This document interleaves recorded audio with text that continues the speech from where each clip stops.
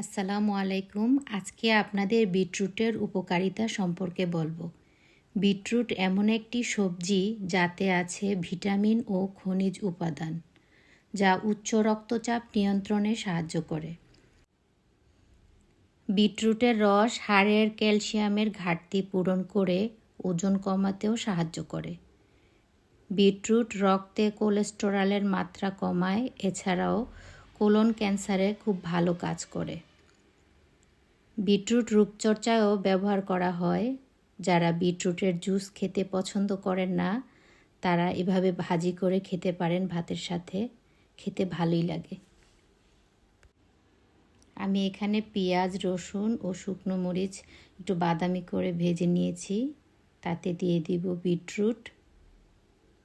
আমি এখানে 2 ধরনের বিটরুট নিয়েছি, সাদা ও লাল রঙের বিটরুট। দিয়ে দিব সামান্য একটু লবণ। যাদের রক্তশূন্যতা আছে তারা বিটরুট খেতে পারেন। সবাই ভালো থাকবেন। আল্লাহ হাফেজ।